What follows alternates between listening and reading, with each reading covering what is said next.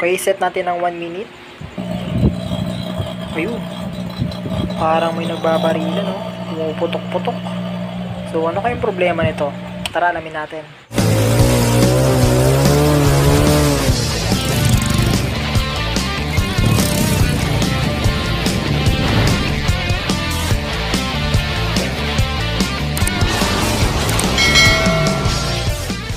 Magandang araw muli sa inyong lahat. Ngayon naman nagagawa tayo ng microwave oven. Ayan. So, Hanabishi. So, iba to sa unang ginawa natin. Ayan. Na manual. So, tinanggal ko na yung takip nito. Dito siya. Tapos, isasaksak natin siya dito sa, short circuit, protection ko na saksakan. So, tinanggal ko muna yung bulb na 100 watts. So, asan na ba yun? Pakita ko sa inyo.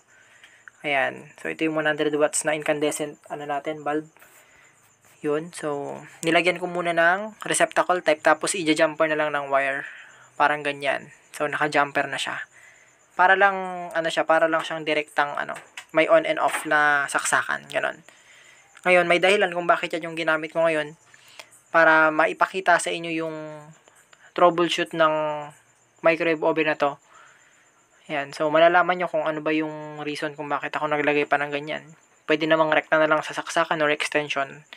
So, ayan. Mapakita ko sa inyo. So, una muna, gawin natin,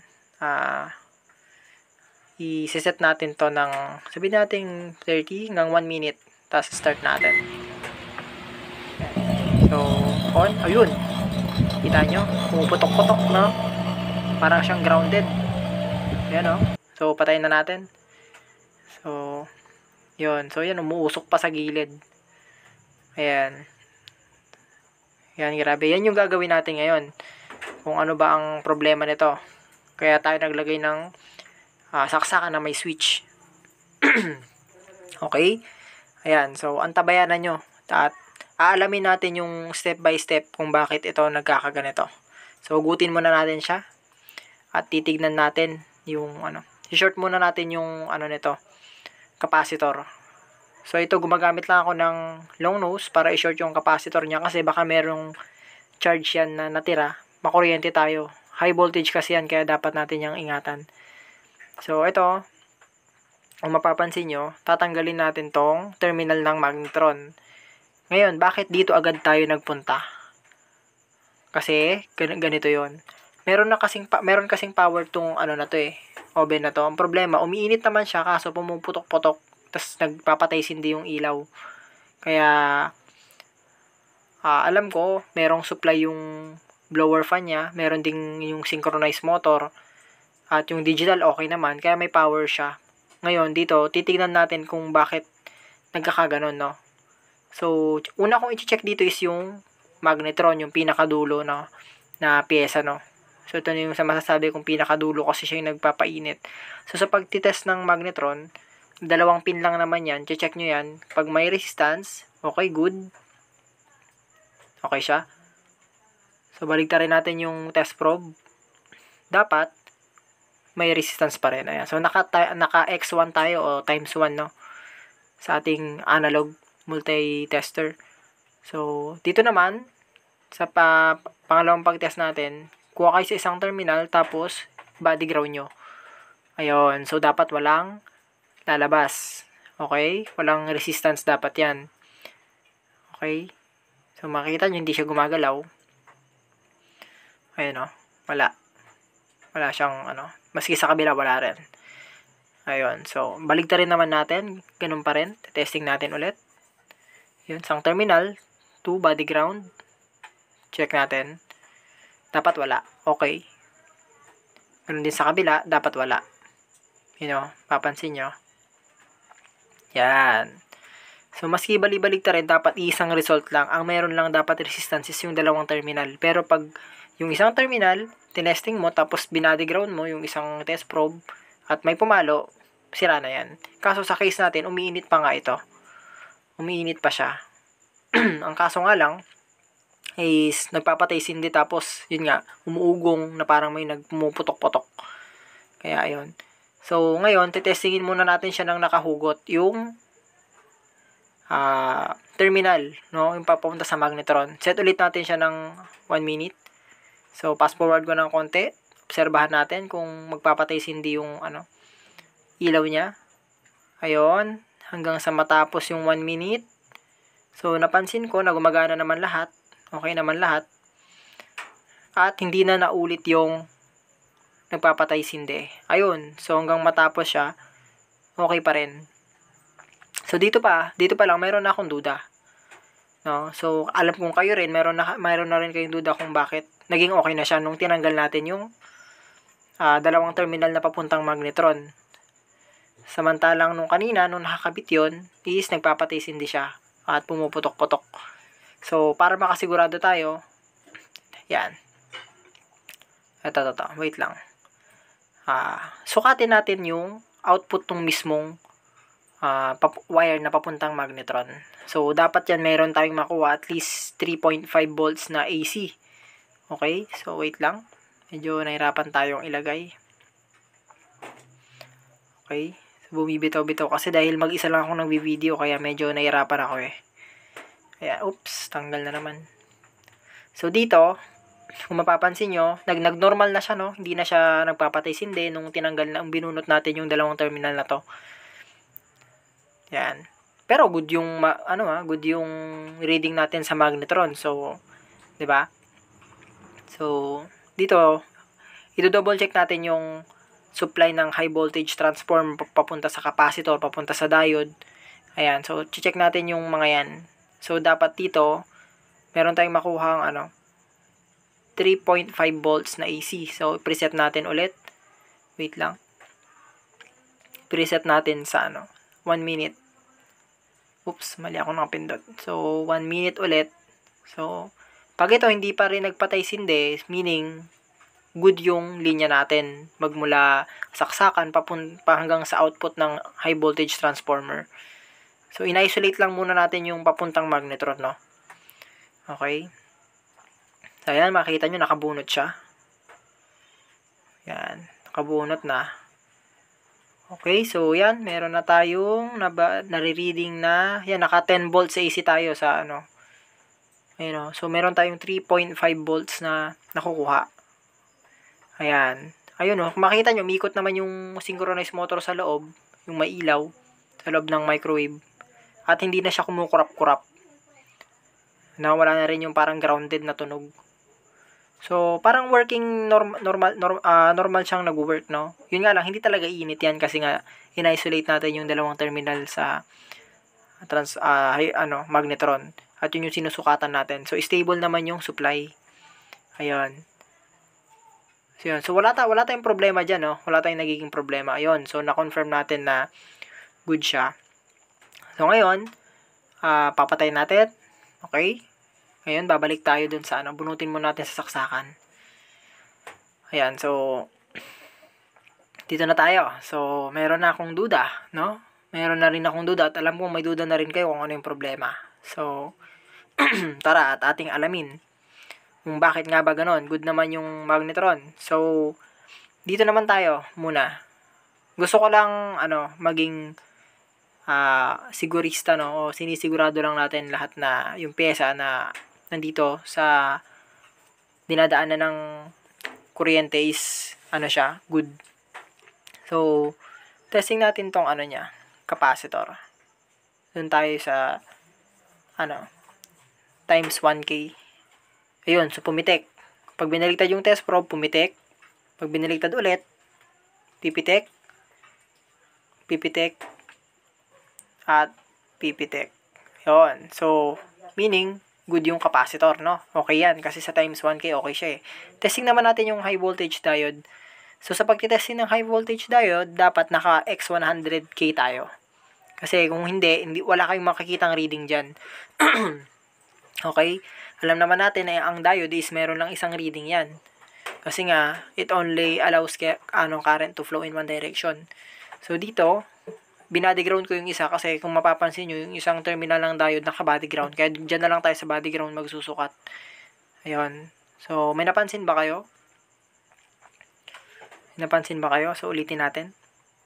Pag ganito, body ground, tas yung isa, wala kayong marireading. Tama? Ayan o, wala. Pero pag binaliktad natin, i-body grow naman natin yung red na test probe. Ayan. Tapos, yung isa sa kabila. Ayun. May napapansin kayo? Gumalaw yung tester natin. Ayun o, gumagalaw siya. Meron tayong nare-reading. So, okay yun. Ibig sabihin, good yung diode, good yung capacitor. Ayan. So, dinoble check lang natin. Pero alam kong good yun, mga bro. Kasi tamang-tama yung ina-output ng ano natin terminal.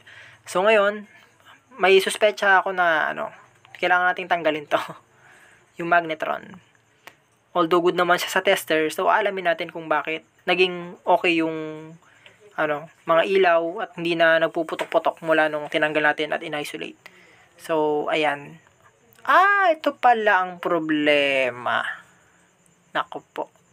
Sunog pala tong niya, magnetron. Pero, 'di ba? Yan sunog Pero kung mapapansin nyo, tama naman yung resistance niya, no? Wala na, hindi naman siya shorted sa body ground.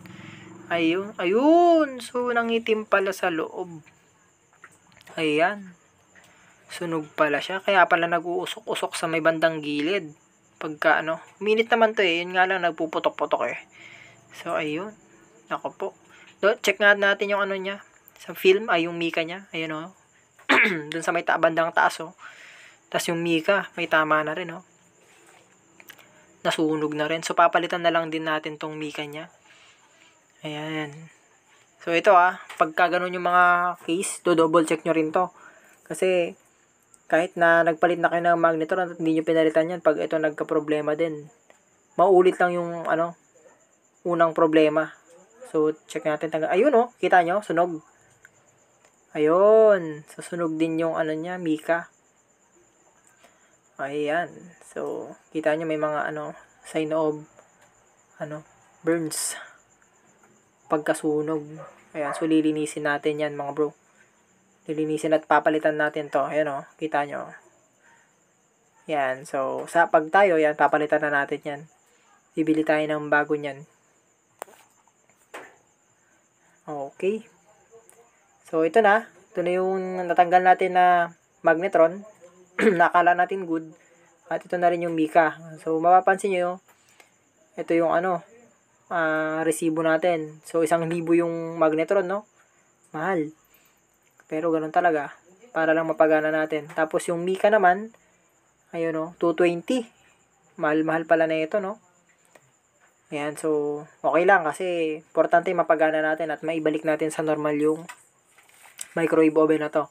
So, kung mapapansin nyo, ito hindi siya magka-sukat, no? Gagawin natin, tatabasin na lang natin to para maiparehas. So, pakita natin yung itsura nung nabili nating magnetron. So, magkaiba sila ng brand, pero parehas ng classification. O, parehong klase lang to. Ang brand niya ay ito. Ayan, Sewer. Parang Sewer siya Sewer. Ito naman yung Galans. Hindi ko alam kung ano yung tamang pronunciation dyan. Pero ang mahalaga dyan is yung pareha sila. So, ganito dapat yung itsura, makintab. Pero yung, natin, yung inakala nating good na magnetron, tingnan itsura. Sunog-sunog na pala. So, sa katagalan na rin ng paggamit siguro, kaya siya nagkaganyan. So, sira-sira na din. Ayan. So, gamitan natin ng tester. Papakita ko sa inyo na halos hindi mo akalaing may problema talaga. Kung tinatamad-tamad ka lang magbaklas isipin mo good yung magnetron. Kasi nga, kahit nakakabit yan, pwede natin i-testing kung good yung mga terminals niya, no? Ayan. So, kung hindi mo talaga siya babaklas, hindi mo makikita Unless sisilipin mo talaga sa loob. So, pag chinek natin yung lumang magnetron, hindi naman siya shorted, hindi rin naman siya shorted dito sa kabila. Pero pag dito, may resistance naman. Diba? Pag nakakabit yan, isipin mo talaga good siya, no? Talagang wala namang problema, Ayun, wala. Kahit baligtarin ko yung test probe, may resistance na, Diba? Wala siyang pinagkaiba dito, Wala naman ding resistance yung bago, syempre, dahil bago yan. Hindi tulad dun sa una nating ginawa na may reading na tayong nakuha dyan. Yun talagang hindi na umiinit. Ayan. Pag sinukat mo, parehas naman, 'Di ba? O, kahit baligtarin natin, ganoon pa rin. O, yan o. O, 'di ba? O, wala namang pinagkaiba no? Pareho namang siyang good sa tester. Pero, yun nga, bad na yung isa dyan. Ito, good lang sa reading pero ang totoo masama na siya. Yan o. Kaya, pag tinatamad-tamad ka magbukas, hindi mo malalaman talaga. Kaya, dapat talagang check natin. So, okay. Dito na tayo sa Mika. So, mamarka na lang natin ng ballpen to. Ayan, tapos gugupitin na lang natin ng ayon dun sa sukat ng original. Ayan, so ingatan na lang natin dahil mahal yung Mika na to. Biro mo 220. Ang liit-liit, no? Pero napakalaking bagay din kasi nito. Hindi rin pwedeng din natin palitan dahil baka magka-back job lang tayo pag di natin pinalitan to.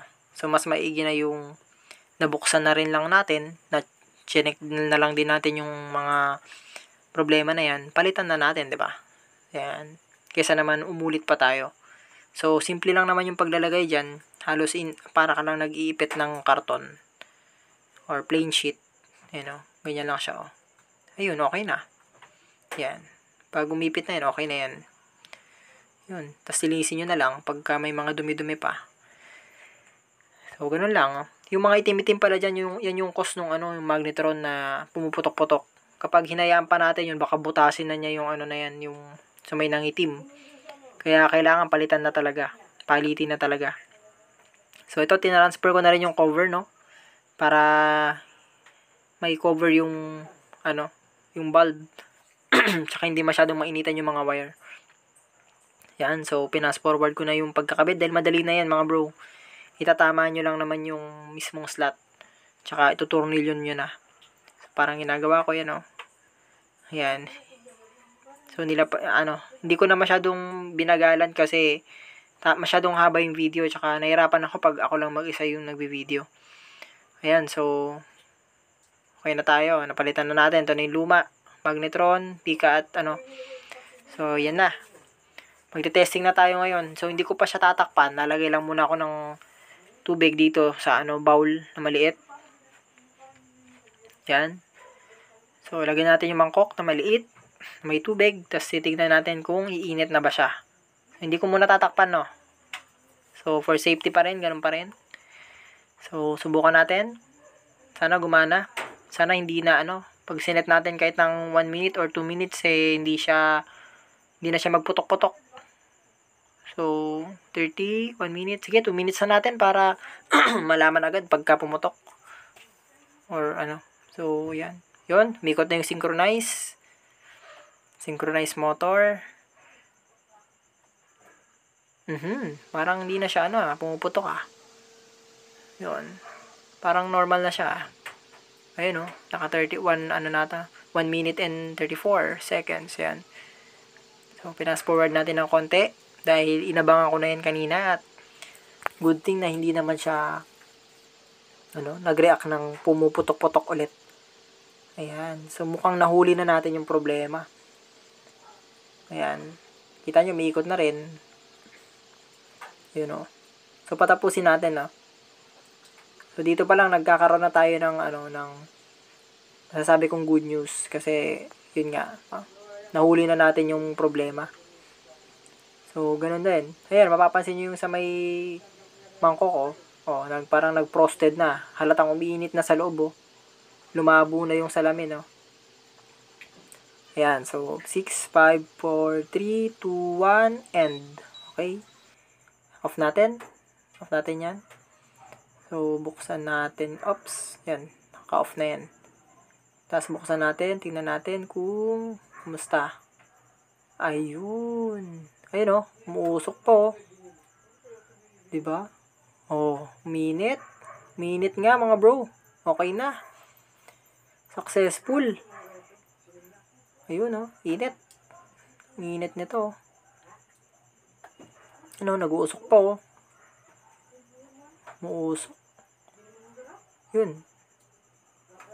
Ayun, successful yung natin, ginawa natin. Ayos. Napagana rin natin. At hindi na siya nagpuputok-putok. Actually, kanina uminit pa naman eh. Yun nga lang, hindi na pwede yun kasi sunog na nga yung pinaka nguso nung magnetron natin. Kaya talagang palitin na siya. Hindi na pwedeng patagalin. Mabubutas na yung pinaka lata. So ito, naglagay ulit tayo ng ng kaunti naman. Dahil nakailang testing na ako kanina. Hanggang paubos na yung tubig ngayon. Dahil kukunti na, papakita ko sa inyo. Ayun, konti na siya. Papakita natin after 2 minutes kung yan. So binalik ko na yung takip, papansin nyo may takip na siya. Testing ulit natin ng 2 minutes, preset natin ng 2 minutes, tapos titignan natin yung result. Okay, santayin lang natin. Tignan natin. Ayun, so good thing na hindi na talaga siya nagpuputok-putok, no? Okay na siya. So, ganun lang yung gawin nyo mga bro pagka ma-encounter nyo yung mga ganitong klaseng problema. Pwede nyo subukan yung mga ganong method na ginawa natin. Dahil napakalaking tulong ito, no? Nakakatipid na kayo pag marunong lang kayong magbaklas. Basta mag-ingat-ingat lang, laging i-discharge yung capacitor pagka bago nyo galawin, kasi mamaya nag-ipon nyo ng kuryente nang hindi nyo namamalayan, makuryente po kayo. Kaya ingat-ingat lang po palagi dahil kuryente pa rin po ito. Basta sundan nyo lang yung proper na troubleshooting, pinakamadaling paraan pagka hindi umiinit. Yung ganito, usually naman ang nasisira dito is yung pinakauna, magnetron. Pangalawa, pwede yung capacitor, pwede rin yung diode. Malalaman nyo rin naman yan kasi lalo pag meron kayong tester. Kaya ganoon lang. Sa control board naman, bihira namang masira yung dyan. Kung may masira naman dyan, yung mga buttons lang, lilinisin mo lang naman yun pag hindi pumipindot. Pagkalinis naman ng tack switch doon, or pagkapalit, pag pinalitan mo yung mga tack switch nya, okay na ulit siya. So ganun lang.